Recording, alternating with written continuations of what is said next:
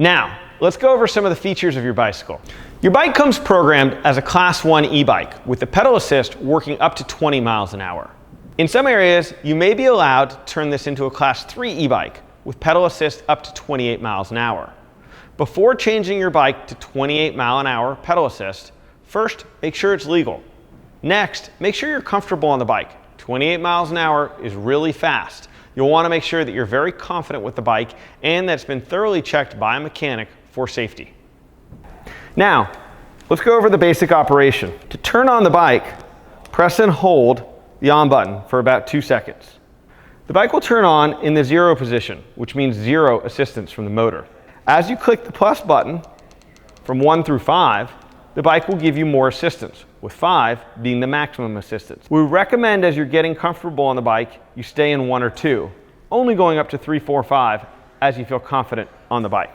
You can change the bike to allow the pedal assist to work up to 28 miles an hour. To do so, depress both the plus and the minus to get into the system parameter mode.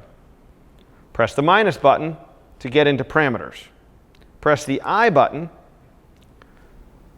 press the minus to get into speed limit, and press the I again. Here you can now press the plus button to get up to 28 miles an hour. Press the I button to exit here, the minus button to hit exit, and the I button to get out. Your bike's now been programmed to 28 miles an hour. Again, do this with caution and make sure you've checked all local legal regulations. You can always turn your lights on manually by pressing the light button. Hold it for about 2 seconds. You'll notice the front and rear lights go on. The lights in this bike are automatic. There's a sensor here that will detect when it's nighttime and turn on the lights automatically.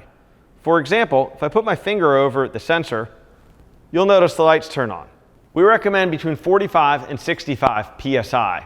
We recommend you inflate your tires at least every other week. It's important that you continuously check the tightness of all the bolts on the bike. Because your stem is adjustable, it should be checked for tightness before each ride. Road vibration can cause it to become a little loose. Let me take you through charging your bike.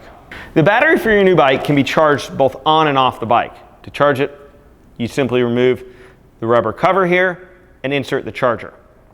Let me show you how to remove the battery. You'll notice the 2 arrows are on the bottom. That means the battery is locked. Insert your key and turn that upside down. You'll see it instantly clicks out. Now, using your fingers, simply push down and then pull up to remove the battery. Here, you can better see the charging port. Again, the battery can be charged on or off the bike.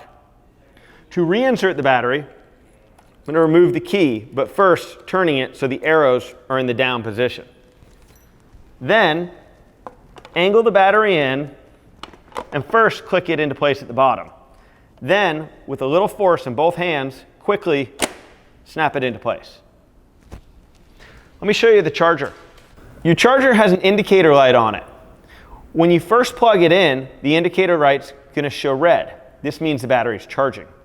Once the battery is fully charged, the indicator light will turn green. The current is really comfortable, easy, and fun to ride. If you have any questions, our contact information is on screen. We answer email and text 7 days a week, and we're always here to help.